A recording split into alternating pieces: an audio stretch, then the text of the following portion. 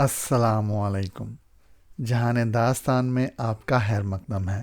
امید ہے کہ آپ خیریت سے ہوں گے۔ آج میں آپ کے لیے روحی کی ڈائری سے کہانی لے کر آیا ہوں، اور کہانی کا نام ہے تجربہ۔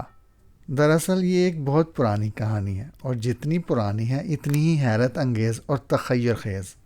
مگر یہ ایک ایسی کہانی ہے جس پر شاید آپ کو یقین ہی نہ آئے، پھر بھی مجھے اس کے بیان کرنے میں ذرا بھی جھجک اس لیے نہیں ہے کہ یہ جو کچھ میری اپنی لکھی ہوئی کہانی نہیں ہے، نہ میرے دماغ کی اختراع ہے، بلکہ دوسروں کی زندگی کی عجیب و غریب اور سچی داستان ہے۔ بوڑھے ڈاکٹر گار کو کون نہیں جانتا؟ وہ شب تعامی کی محفلوں کو روشن چراغ اور علم و ثقافت کے گلستانوں کا گل شگفتہ سمجھا جاتا ہے۔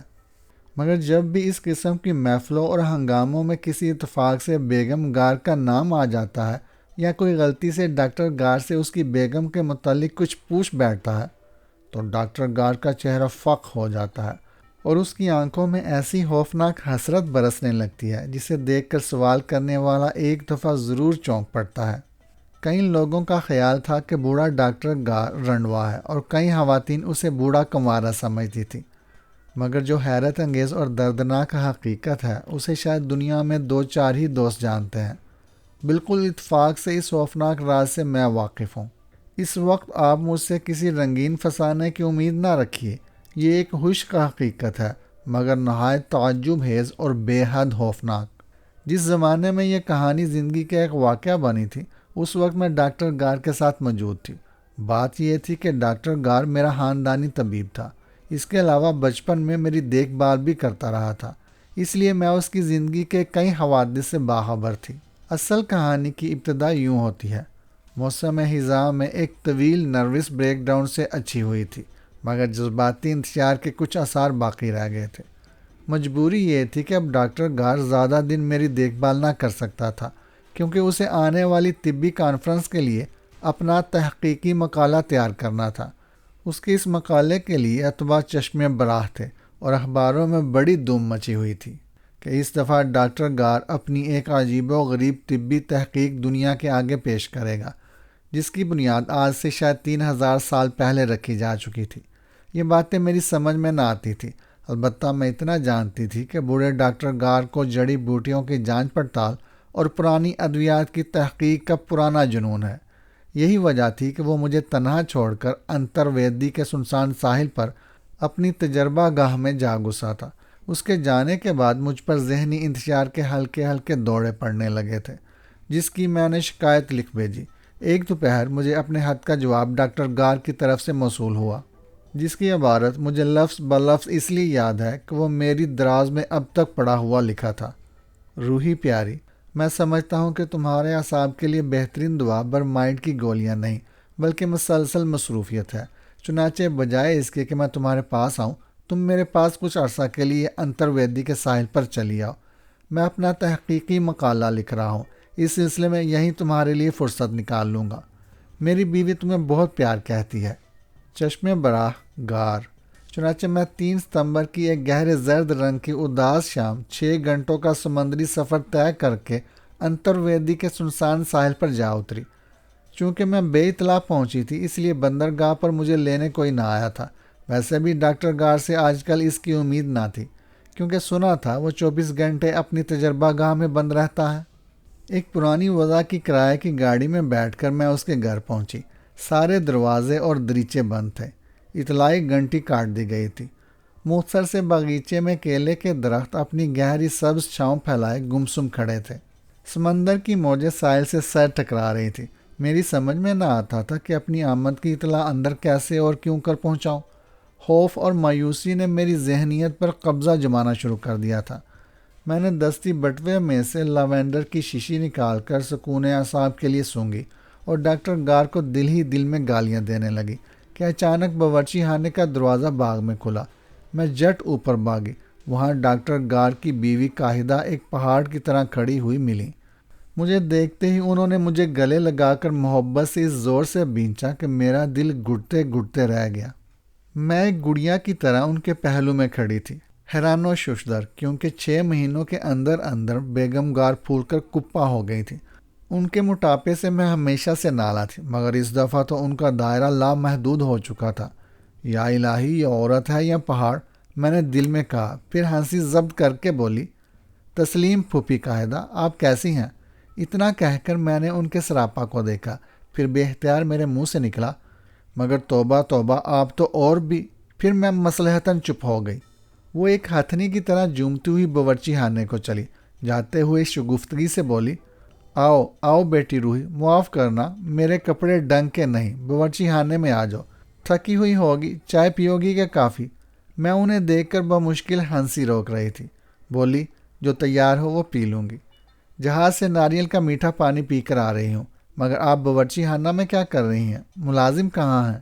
نہ باہر مالی ہے، نہ چوکیدار، کوئی اور نوکر؟ یہ سن کر بیگم گار کے چہرے پر شکوہ شکایت کا ایک طوفان چلنے لگا۔ بھرائی ہوئی آواز میں بولی، روزی، اب ڈاکٹر کا جنون اس حد تک پہنچ گیا ہے کہ انہوں نے تمام ملازمین کو چھٹی دے دی ہے۔ کہتے ہیں کہ اس دفعہ طبیہ کانفرنس میں کوئی مارکۃ العرا مقالہ پڑھ رہے ہیں۔ اس سلسلے میں دن رات تجربہ گاہ میں بیٹھے پرانی دواؤں کی تاثیر کی تحقیق میں لگے رہتے ہیں۔ کہتے ہیں کہ ذرا بھی شور یا ہنگامہ ہوا تو دواؤں کی مقدار اور تسلسل میں فرق پڑ جائے گا۔ میں حیران ہو کر بولی، تو کیا گھر کا تمام کام ان دنوں آپ خود کرتی ہیں؟ وہ رونے کے قریب ہو کر بولی، تو پھر اور کیا کروں؟ کھانا پکانا، بستر لگانا، گھر صاف کرنا، سارے فرائض میرے ذمے ہیں۔ ہم مشرقی عورتیں بھلا اس قسم کے کاموں کی کب عادی ہوتی ہیں؟ ہمیں تو قدم قدم پر ملازموں کا سہارا لینے کی عادت صدیوں سے پڑتی آئی ہے، اور بھلا ذرا سوچو، یہ بیگمات کے کرنے کے کام ہیں۔ میں ہنسی روک کر بولی، شاید ڈاکٹر گار کو امید ہو کہ کام دام کی مصروفیت سے آپ کا بدن ہلکا ہو جائے گا۔ وہ ہامتے ہوئے بولی، ارے نہیں بیٹی، ہر سانس کے ساتھ میں 1 انچ بڑھتی جاتی ہوں۔ ڈاکٹر کو اپنی طبی علت اور اپنی قدیم دواؤں کی تاثیر پر فخر تو بے حد ہے، مگر میری فربی کا ذرا بھی غم نہیں۔ میں متاثر نظر آنے کی کوشش کرتے ہوئے بولی، شاید ان کے پاس اس کا کوئی علاج ہی نہیں۔ بیگم گار کو غصہ آ گیا۔ ان کے پاس ایسی عجیب و غریب دعائیں ہیں کہ اگر انسان کھائے تو کبوتر بن جائے، اور اگر کبوتر کھائے تو انسان بن جائے۔ کیا واقعی؟ میں انگشت بدندار رہ گئی۔ بیگم گار بولی، ہش، آہستہ، کوئی سن نہ لے، اسی لیے تو نوکروں کو برخاست کر دیا ہے۔ عجیب و غریب دعائیں ہاتھ لگی ہیں بیٹی، کیا بتاؤں، تم سن کر دنگ رہ جاؤ گی۔ یہ تو میں نے یوں ہی تم سے کہہ دیا۔ میرا اشتیاق بڑھتا ہی چلا گیا۔ میں نے ضد کر کے کہا، پھپھی کا ہیدا، میں چائے سے پہلے ڈاکٹر گار سے ملوں گی، بعد میں ناشتہ کریں گے، ابھی تو سورج بھی غروب نہیں ہوا۔ ڈاکٹر اپنے کمرے میں بند ہے روحی، چاہو تو باغ کی راہ جا کر تجربہ گاہ کی تیسری کھڑکی کھٹکھٹاؤ۔ میں دبے پاؤں کیلے کے درختوں میں سے گزر کر باغ میں تیسری کھڑکی کے نیچے چلی گئی اور اسے کھٹکھٹانے لگی۔ جب اندر سے کسی نے رسید نہ دی تو کنجی کے سوراخ میں سے ایک آنکھ بند کر کے دوسری آنکھ سے جھانک کر دیکھا تو مجھے شبہ ہوا ڈاکٹر گار کو خلل دماغ ہو گیا ہے۔ وہ مرتبانوں اور سراہیوں کے بیچوں بیچ کھڑا کوئی رقیق سی چیز امتحانی نلی میں سے بار بار گزار کر خوردبین سے دیکھ رہا اور مسکرائے جا رہا تھا، کبھی کبھی ہلکے سے ہنس پڑتا تھا۔ آستین چڑھی ہوئی تھی، بال بکھرے ہوئے تھے، گریبان کھلا ہوا تھا، محنت اور فاقوں کی وجہ سے سوکھ کر کانٹا ہو گیا تھا اور بالکل دیوانہ لگ رہا تھا۔ میں نے آہستہ سے کھڑکی کھٹکھٹائی، اتفاق سے اس نے سن لیا۔ 2-1 دفعہ نظر اٹھا کر دیکھا، پھر دروازہ کھول دیا۔ دروازے کے کھلتے ہی دعاؤں کی تیز مہک نے میرا سر چکرا دیا۔ کون؟ ارے کون؟ ڈاکٹر گار نے آہستہ لہجے میں پوچھا۔ تسلیم ڈاکٹر، میں نے کہا۔ ڈاکٹر نے مجھے اندر کر کے دروازہ بیڑ کر کہا، زندگی اور موت کا معاملہ ہے روحی، تم کو قطر ٹپکانے کی مشق ہے یا نہیں؟ اچھا خیر رہنے دو، یہ کام میں خود کر لوں گا۔ تم اتنا تو کر سکتی ہو کہ جو مسودہ اس کھڑکی میں پڑا ہے اس کی لفظ بلفظ نقل کر دو۔ عین وقت پر پہنچی، زندگی اور موت کا مسئلہ ہے۔ میں وحشت زدہ ہو کر بولی، وہ کیسے ڈاکٹر، زندگی اور موت کا معاملہ؟ اور کیا بیٹی، ڈاکٹر گار نے سرگوشی کی، اس دعا کی مقدار میں بڑی احتیاط کی ضرورت ہے۔ رتی کا سواں حصہ بھی ایک آدمی کی جان لے سکتا ہے، لیکن یہی دعا انسان کے لیے اکسیر بھی ثابت ہوتی ہے۔ بس صرف مقدار کی کمی بیشی پر سارا انحصار ہے۔ مجھے شبہ ہوا ڈاکٹر دیوانہ ہو گیا ہے۔ میں سراہیوں اور مرتبانوں سے بری ہوئی میزوں کے درمیان بوکھلائی ہوئی کھڑی تھی اور تیزاب کی بو سے سر پھٹا جا رہا تھا۔ میں نے ایک الماری کا سہارا لیا اور کمزور لہجے میں بولی، بتاؤ کیا بات ہے؟ ڈاکٹر گار سرگوشی میں بولا، کبھی یہ دعا پرانے عبرانیوں کے استعمال میں آئی تھی، وہ اس کی صحیح مقدار کو جانتے تھے، لیکن میں حیران ہو کر بولی، اتنی پرانی دوا وہ خراب نہیں ہوگی؟ ڈاکٹر گار بولا، بنی بنائی تھوڑی ہی ہاتھ آئی ہے۔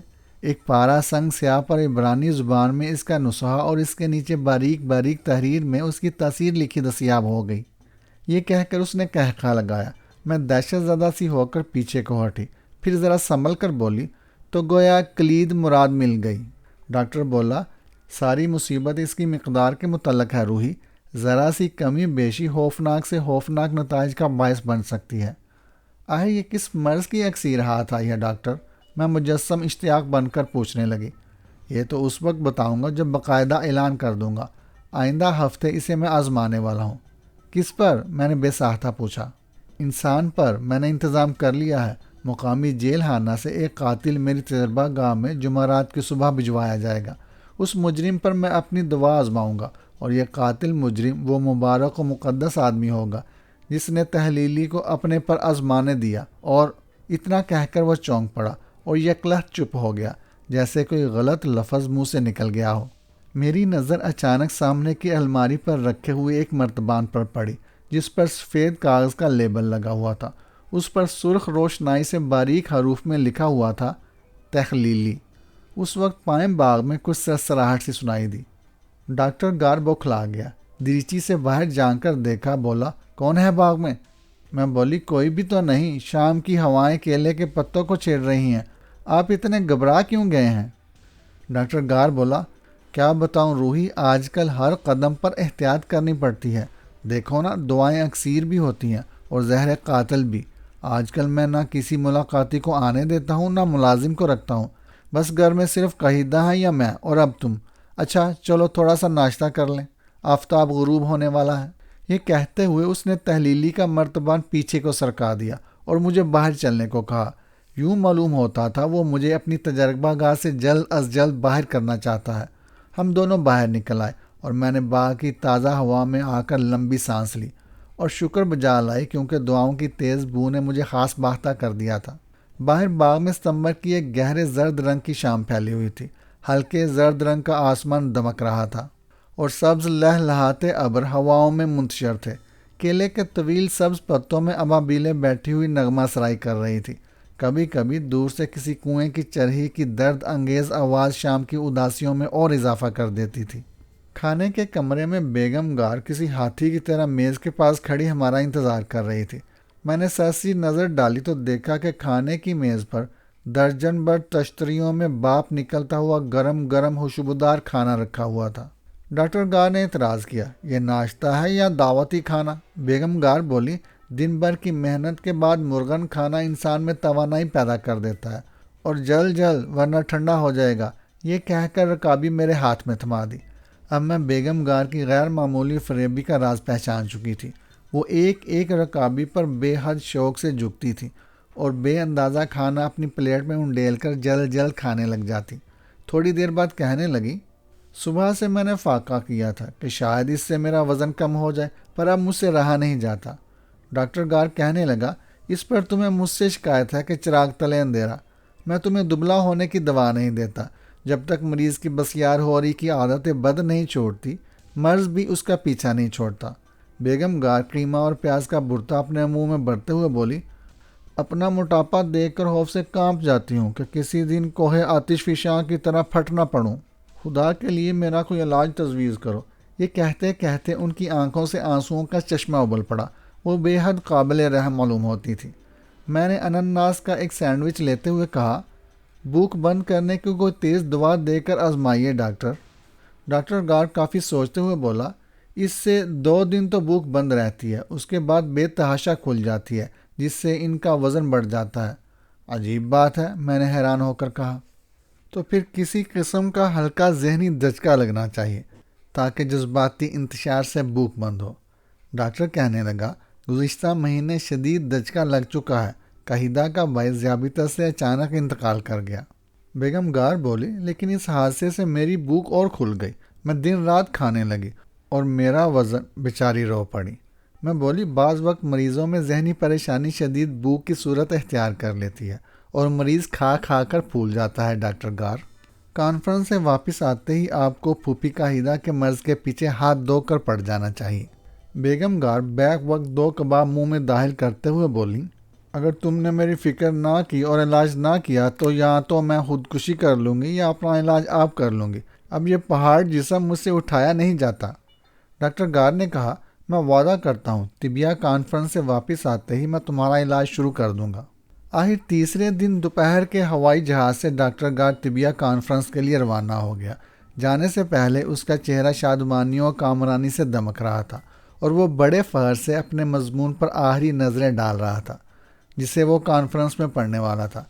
جانے سے پہلے اس نے مجھے اور بیگم گار کو مخاطب کر کے کہا، چابی احتیاط سے رکھنا اور اندر نہ جانا جب تک کوئی شدید ضرورت پیش نہ آئے، خدا حافظ۔ اور وہ مسکراتا ہوا غائب ہو گیا۔ اس وقت تک ہم پر کوئی مصیبت نہ آئی تھی۔ ڈاکٹر کے جانے کے بعد میں سکون اعصاب کے لیے ساحل پر ٹہلنے کے لیے نکل گئی اور دیر تک ساحل پر رنگین سپیاں چنتی اور اپنے خوابوں کے جزیروں میں گھومتی رہی۔ غروب آفتاب کے قریب میں گھر لوٹی۔ گھر پر سناٹا سا طاری تھا۔ میں نے باورچی خانے میں جا کر دیکھا تو بیگم گار سامنے ایک بڑے طباق میں حلوہ پکانے کا سامان لیے سر دونوں ہاتھوں میں تھامے کرسی پر یوں بیٹھی تھی جیسے کسی شدید تکلیف میں مبتلا ہو، جیسے مصیبتوں کا پہاڑ ٹوٹ پڑا ہو۔ اس کے بعد ایسے حیرتناک واقعات پیش آئے جن کا جواب نہیں۔ میں خوفزدہ ہو کر دروازے میں داخل ہوئی۔ کیا ہوا پھوپھی کاہیدہ؟ وہ برائی ہوئی آواز میں بولی۔ سر درد سے پھٹا جا رہا ہے۔ خیال تھا کہ آج بادام کا حلوہ پکاؤں گی، مگر اف خدایا یہ کیا ہو رہا ہے۔ بیگم گار کی پھٹی پھٹی نظریں اور سرخ چہرے کو دیکھ کر میں خاص باختہ ہو کر آگے کو بڑھی اور ان کی پیشانی کو چھو کر بولی، ہائے ہائے، پیشانی لوہے کی طرح تپ رہی ہے، شدید درجہ کا بخار معلوم ہوتا ہے، آپ فوراً لیٹ جائیے۔ انہوں نے سہارے کے لیے میری طرف ہاتھ بڑھایا اور میں بدحواس ہو گئی۔ کیسے میں ان کا بوجھ سہار سکتی تھی؟ تاہم وقت کی نزاکت کو محسوس کر کے بادل نہ خاصہ میں ان کا ہاتھ تھام لیا اور وہ میرے سہارے آہستہ آہستہ اپنے کمرے کی طرف چلنے لگی۔ قدم قدم پر میری حیرت بڑھنے لگی کیونکہ وہ مجھے اتنی بوجھل نہ لگی جتنا کہ میرا خیال تھا، بلکہ یوں معلوم ہو رہا تھا جیسے وہ کار کی بنی ہوئی ہوں۔ میں نے سوچا وہ اپنا سارا بوجھ اپنی ٹانگوں پر ڈال کر چل رہی ہیں۔ یہ سوچ کر میرا اطمینان ہو گیا۔ کمرے میں پہنچ کر میں نے ان کا بستر درست کیا اور بمشکل انہیں لٹایا۔ وہ کراہ رہی تھی اور کسی ناقابل بیان بے چینی کا شکار معلوم ہو رہی تھی۔ کچھ دیر بعد میری نظر ان کے تکیے اور پھر بستر پر گئی۔ میں نے ہاتھ لگا کر دیکھا تو تکیہ اور بستر گیلا ہو رہا تھا۔ میں نے ان کے سر پر برف بھی نہیں رکھی تھی، پھر یہ پانی کہاں سے آیا؟ ابھی میں سوچ ہی رہی تھی کہ مجھے پانی کے قطروں کے ٹپکنے کی آواز آئی۔ جھک کر دیکھا تو بستر کے نیچے پانی ٹپک رہا تھا۔ میری کچھ سمجھ میں نہ آیا۔ جلدی سے غسل خانے سے 1 گیلن لا کر بستر کے نیچے رکھ دیا۔ یہ معمہ میری سمجھ میں نہ آیا۔ میں بھاگی ہوئی ٹیلی فون کے پاس گئی اور ایک ڈاکٹر کو بلایا۔ تھوڑی دیر بعد وہ ڈاکٹر ہاتھ میں بیگ لے کر آ گیا۔ میں اسے مرض کی نوعیت سمجھا نہ سکی، اس لیے مریضہ کے کمرے میں لے گئی۔ ڈاکٹر نے کچھ دیر مریضہ کا معائنہ کیا، نبض دیکھی، آنکھیں دیکھی، زبان دیکھی، پھر متفکر لہجے میں پوچھا، یہ حالت کب سے ہے؟ ابھی چند گھنٹوں سے، بیگم گار نے بمشکل کہا۔ ان کی آواز بے حد باریک ہو گئی تھی۔ مگر ڈاکٹر صاحب، یہ پانی کہاں سے آ رہا ہے؟ بستر گیلا ہے، کئی دفعہ چادر بدل چکی ہوں، آسمان پر نہ بادل ہے نہ گھٹا، یہ پانی کہاں سے برسنے لگا؟ ڈاکٹر نے مڑ کر مجھے دیکھا۔ 2 منٹ بعد بولا، یہ پانی نہیں ہے، مریضہ کے مساموں سے پسینہ بڑی شدت سے خارج ہو رہا ہے۔ میں متوحش ہو کر بولی، آخر یہ کیا مرض ہے؟ ڈاکٹر پریشان سا نظر آ رہا تھا۔ بولا، کیا پتہ، میری سمجھ میں کچھ نہیں آیا۔ میں نے کہا، ان کی آواز بھی سیٹی کی طرح باریک ہو گئی ہے۔ ڈاکٹر کہنے لگا، نہ صرف باریک بلکہ اس میں ایک کپکپی سی ہے۔ میں پریشان ہو کر بولی، آخر اس کی وجہ کیا ہے؟ گلا خراب ہے؟ ڈاکٹر نے ان کا منہ کھول کر دیکھا، پھر بولا، بظاہر گلے میں کوئی خرابی نہیں، ایسی علامات میں نے کبھی نہیں دیکھی۔ مسام کھل گئے ہیں، پسینہ بہہ رہا ہے، مگر بہار گھٹنے کے بجائے بڑھتا ہی جاتا ہے۔ بہرحال رات تک انتظار کیجیے، شاید میں کسی نتیجے پر پہنچ سکوں۔ میں نرس بھیجے دیتا ہوں، وہ مجھے ٹیلی فون پر رپورٹ سنا دیا کرے گی۔ یہ کہہ کر ڈاکٹر نے بیگ اٹھایا اور پلٹ کر خوفناک نظروں سے مریضہ کو دیکھتا ہوا جلدی سے باہر نکل گیا۔ معلوم ہوتا تھا کہ اس کے اوسان خطا ہو گئے ہیں۔ تھوڑی دیر کے بعد اسپتال سے نرس آ گئی۔ وہ رات میری زندگی کی ایک خوفناک رات تھی۔ میں اور نرس سرہانے بیٹھے خوفناک نگاہوں سے مریضہ کو دیکھتے رہے۔ ان میں بتدریج عجیب و غریب تبدیلیاں آتی جاتی تھیں۔ مثلا میں نے بخار دیکھنے کے لیے ان کا ہاتھ اپنے ہاتھ میں اٹھا کر دیکھا اور پھر دہشت زدہ ہو کر جلدی سے بستر پر چھوڑ دیا۔ وہ بالکل ایک کاغذی ہاتھ معلوم ہو رہا تھا، گوشت پوست کا بنا ہوا انسانی ہاتھ نہیں۔ پھر نرس نے ان کا سر اٹھا کر تکیہ ٹھیک کیا اور متوحش ہو کر کہنے لگی، ارے یہ سر ہے یا روئی کا گولا؟ اس میں تو کوئی وزن ہی نہیں۔ مجھے خوف و دہشت کی وجہ سے سارے جسم میں ایک جرجری سی محسوس ہوئی۔ میں نے بمشکل حلق سے آواز نکالتے ہوئے کہا، نرس باغ کا دریچہ بند کر دو۔ یہ سن کر نرس پرسرار نظروں سے مجھے دیکھنے لگی، پھر بولی، کیوں، آپ کو ڈر ہے کہ ہوا کا جھونکا؟ میں ذرا تامل کر کے بولی، ہاں، وہ بے حد ہلکی ہو گئی ہیں، ہوا کا جھونکا انہیں بستر سے نیچے نہ گرا دے۔ ابھی میرا جملہ ختم نہیں ہوا تھا کہ ایک ہلکی باریک سی سیٹی کی آواز آئی۔ ہم نے غور سے سنا تو بیگم گار کہہ رہی تھی، پیاس پیاس۔ جب میں پانی کا گلاس لے کر آئی اور نرس نے انہیں سہارا دیا تو لمحہ بھر کو مجھے محسوس ہوا جیسے نرس انہیں بستر پر چھوڑ کر بھاگ جانا چاہتی ہے۔ اس لیے میں نے فوراً ہاتھ بڑھا کر بیگم گار کو تھام لیا۔ اس وقت مجھے معلوم ہوا کہ نرس پر کیا گزری تھی۔ بیگم گار بالکل ایک بے وزن سی کاغذ کی گڑیا معلوم ہو رہی تھی۔ رات بھر ہم بستر کی چادریں بدلتی رہیں کیونکہ وہ ہر آدھے گھنٹے کے بعد پسینے میں شرابور ہو جاتی تھی۔ صبح 4 بجے کے قریب میں اتنی تھک گئی تھی کہ میرے لیے بیٹھنا محال ہو گیا تھا، اس لیے میں نرس کو مریضہ کے پاس چھوڑ کر 1-2 گھنٹے آرام کے لیے اپنے کمرے میں چلی گئی۔ مجھے بستر پر لیٹے نصف گھنٹہ بھی نہیں گزرا تھا کہ نرس نے زور زور سے میرا دروازہ کھٹکھٹانا شروع کر دیا۔ میں گھبرا کر اٹھی، دروازہ کھول کر دیکھا تو نرس کھڑی کانپ رہی تھی اور کہہ رہی تھی، مجھے چھٹی دیجیے، مریضہ کا کیا حال ہے، خود چل کر دیکھ لیجیے۔ میں بدخواس ہو کر نرس کے ساتھ مریضہ کے کمرے کی طرف بھاگی۔ ڈرتے ڈرتے دروازہ کھولا، بستر پر نظر ڈالی اور پریشان ہو کر بولی، بیگم گار کہاں گئی؟ نرس لرزاں تھی، بولی، یہاں ہے۔ میں نے بستر کی چادر ہٹا دی۔ حیرت و استعجاب سے میرے منہ سے چیخ نکلنے کو تھی جسے میں نے ضبط کر لیا۔ میرے سامنے بستر پر بجائے لحیم و شہیم بیگم گار کے ایک 7-8 سال کی بچی پڑی تھی، ننھے ننھے ہاتھ پیر، مختصر سا نقش، چھوٹا چھوٹا سا سر۔ میں خوف سے کانپتی ہوئی دروازے سے باہر نکل کر باغ کے زینے پر جا کھڑی ہوئی اور نرس کو آواز دی، نرس باہر آ جاؤ، مجھے یہ بتاؤ یہ حیرت انگیز تبدیلی کب اور کیسے ہوئی؟ نرس ہکلاتے ہوئے بولی، بس مجھ سے کچھ نہ پوچھیے، ایسا مرض میں نے کبھی نہ دیکھا نہ سنا۔ رات بھر میں پسینے سے تر کئی چادریں بدلتی رہی اور مریضہ گلتی رہی، گلتی چلی گئی۔ میں نے ڈاکٹر کو 2-3 مرتبہ حالات سنائے، انہوں نے کہا کہ یہ مرض انسانی مرض نہیں معلوم ہوتا۔ ہائے، میں نے چیخ کر کہا، تو پھر اور کیا مرض ہے؟ مجھے کچھ نہیں معلوم، مجھے جانے دیجیے۔ نرس نے جلدی جلدی کمرے میں سے اپنی چیزیں سمیٹتے ہوئے کہا۔ تھوڑی دیر بعد میں اس خوفناک مریضہ کے ساتھ اکیلی رہ گئی۔ میں نے ڈاکٹر گار کو تاکیدی تار دے دیا کہ وہ فوراً واپس چلے ہیں۔ دوپہر کے 11 بجے مقامی اسپتال سے 3-4 ڈاکٹر بیگم گار کو دیکھنے آئے۔ جب چادر ہٹا کر دیکھا تو ڈاکٹروں کے چہرے فق ہو گئے۔ ہمارے سامنے 2-3 سال کی ایک ننھی سی بچی بستر پر پڑی گہری نیند سو رہی تھی۔ ڈاکٹروں نے مجھ پر مختلف قسم کے سوالات کی بچھاڑ شروع کر دی، مگر میرے پاس اس کا ایک ہی جواب تھا کہ مجھے نہیں معلوم کہ ان کے مرض کی نوعیت کیا ہے۔ جب معالجوں کو میری طرف سے مایوسی ہوئی تو وہ بیگم گار پر پل پڑے، انہیں الٹا پلٹا کر دیکھنے اور چہمگوئیاں کرنے لگے۔ وہ نہ بات کر سکتی تھی اور نہ ہی ہماری کوئی بات سن سکتی تھی کیونکہ ہماری آوازیں ان کے لیے بے حد کرخت تھیں۔ جب ہم آپس میں سرگوشیوں میں بات کرتے تو وہ اپنے ننھے ننھے ہاتھ اپنے 2 ننھے ننھے کانوں پر رکھ کر کراہنے لگتی۔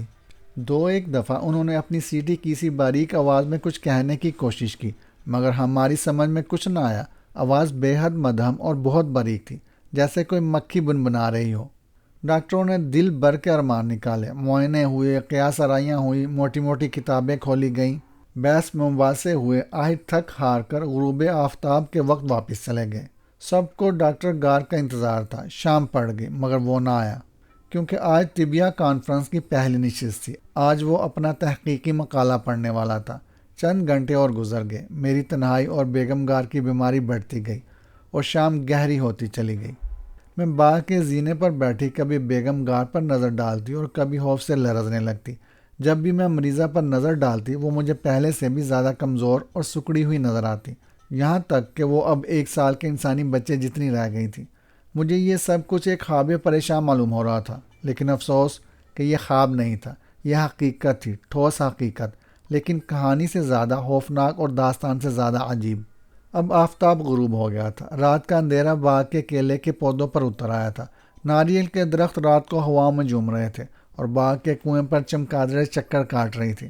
میرا دل دک دک کر رہا تھا۔ میں نے دل میں ٹھان رکھی تھی کہ آج کی رات میں بیگم گار کو کسی اسپتال میں داخل کرا کر خود واپس چلی جاؤں گی۔ میں انہی خیالات میں غرق تھی کہ باہر گھنٹی بجی۔ میں نے ڈرتے ڈرتے جا کر دروازہ کھولا، نہ جانے اب یہاں نئی مصیبت آئے گی، مگر میری خوشی کی انتہا نہ رہی جب ڈاکٹر گار کو کھڑا ہوا پایا۔ ڈاکٹر گار کے چہرے پر ہوائیاں اڑ رہی تھیں۔ اس نے شدید تردد کے عالم میں پوچھا، کوئی خوفناک مصیبت؟ بیگم گار شدید بیمار ہیں۔ ڈاکٹر گار یہ سنتے ہی بدحواس ہو کر کمرے کی طرف بھاگا۔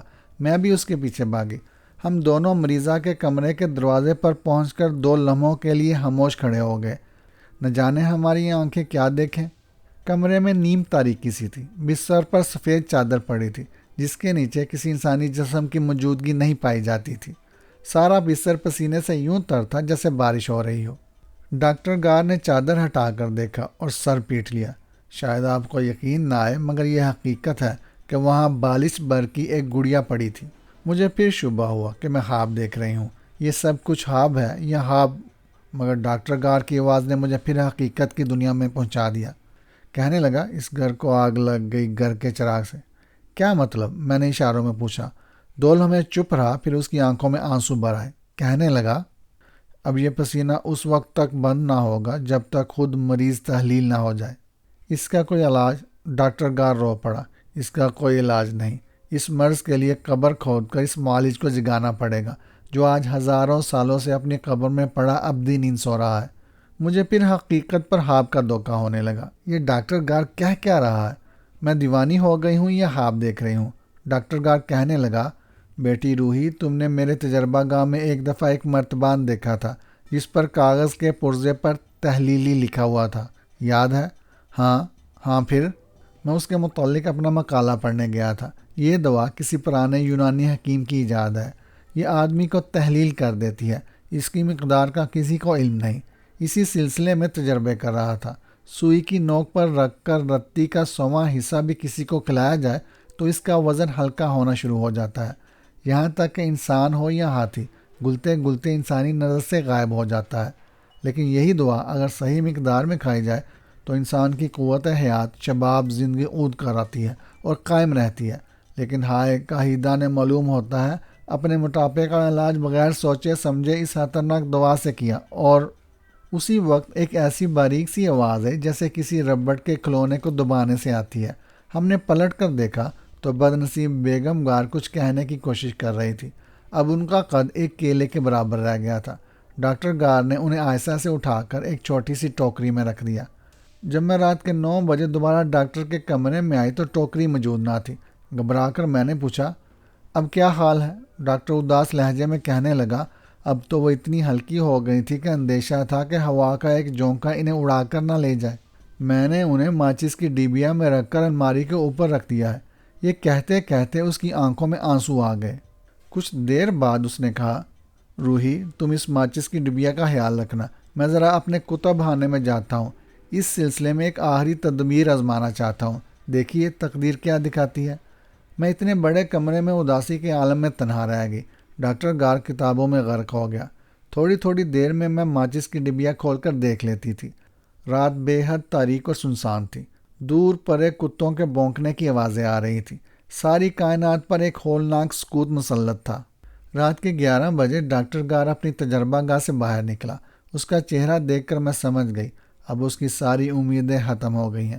وہ سیدھا میز کے پاس گیا، ماچس کی ڈبیا کھولی۔ میں نے بھی ایک نگاہ ڈالی۔ اب بیگم گار ایک لونگ کے برابر رہ گئی تھی۔ ڈاکٹر گار نے چھری کی نوک پر انہیں احتیاط سے اٹھایا اور غور سے دیکھنے لگا، پھر انہیں ڈبیا میں بند کرتے ہوئے ایک آہ سرد بھری، پھر بولا، اب کوئی امید باقی نہیں رہی۔ یہ کہہ کر سر پکڑ کر کوچ پر بیٹھ گیا۔ میں نے کہا، وہ پیاسی ہوں گی۔ وہ برائی ہوئی آواز میں بولا، سوئی کے ناکے میں پانی کا قطرہ رکھ کر ٹپکا دو۔ چنانچہ ہم نے یہی کیا۔ بار بار سوئی کے ناکے سے پانی کی بوندیں بیگم گار پر ڈالتے رہے۔ دریچے سے باغ کی فرحت بخش ہوش خوا کے جھونکے اندر آنے لگے۔ میں کوچ پر نیم دراز تھی۔ 2 دن اور 2 راتوں کی جاگی ہوئی تھی، اس لیے میری آنکھ لگ گئی۔ لیکن 12 بجے ڈاکٹر گار کے دردناک لہجے نے مجھے جھنجھوڑ کر اٹھا دیا۔ وہ رو کر کہہ رہا تھا، ہائے کاہیدہ اب نہ جانے کہاں ہے۔ ماچس کی ڈبیا کے اندر غور سے دیکھنے پر بھی کہیں لگی ہوئی نظر نہیں آتی۔ تھوڑی دیر ہوئی، جینگر کی آواز سے بھی زیادہ باریک ایک آواز نہ جانے کہاں سے آئی تھی، اب وہ بند ہو گئی۔ یہ کہہ کر وہ سسکیاں لے کر رونے لگا۔ پھر جب ذرا سنبھلا تو فلک شگاف آواز میں پکار کر پوچھا، کہیدہ کہاں ہو تم، کہاں ہو تم؟ میں نے کمرے کی ایک ایک چیز اٹھا کر دیکھا، کاغذ کا ایک پرزہ، میز پر رکھی ہوئی دوات، قلم کی ٹوپی، غیر سب کو جاٹ پھونک کر دیکھا، مگر معلوم ہوتا تھا تحلیلی اپنا کام کر گئی تھی اور مریضہ فضا میں گل چکی تھی۔ خوف و دہشت نے مجھے بدحواس کر دیا۔ میں صوفے پر بیٹھے بیٹھے کانپنے لگی۔ ادھر ادھر نظر ڈالی تو ڈاکٹر گار نظر نہ آیا۔ کمرے میں اپنے آپ کو تنہا پا کر میں اور بھی ڈر گئی۔ اتنے میں باغ کی طرف سے مجھے پھاوڑے سے زمین کھودنے کی آواز سنائی دینے لگی۔ میں نے دریچہ کھول کر باغ میں جھانکا۔ ڈاکٹر گار مزدوروں کی طرح پھاوڑا لے کر زمین کھود رہا تھا۔ میرے سہمے سہمے اوسان ہتا ہو گئے۔ میں باغ میں نکل آئی، چیخ کر پوچھنے لگی، ڈاکٹر کیا کر رہے ہو؟ قبر کھود رہا ہوں، اس نے زور سے پھاوڑے کی ایک ضرب لگا کر کہا۔ کس کے لیے؟ مگر اس نے کوئی جواب نہیں دیا۔ وہ بھاگتا ہوا اپنی تجربہ گاہ میں گیا، وہاں سے ایک نیلے رنگ کا مرتبان اٹھا لایا، جسے میں نے پہلے بھی دیکھا تھا اور جس پر لکھا تھا تحلیلی۔ میرے دیکھتے ہی دیکھتے ڈاکٹر گار نے مرتبان اٹھا کر قبر میں انڈیل دیا اور ایک ہلکے سے جنون خیز قہقہہ کے ساتھ بولا، زمین کے خفیہ اور پرسرار دفینوں میں 3000 سال پرانے خزانے کا اضافہ ہو گیا۔ اور اس نے پھاوڑا ایک طرف کو پھینک دیا۔ مگر اب سوال یہ رہ گیا ہے کہ ڈاکٹر گار شادی شدہ ہے یا رنڈوا؟ یہ کہانی آپ کو کیسی لگی؟ کمنٹ میں بتائیے گا۔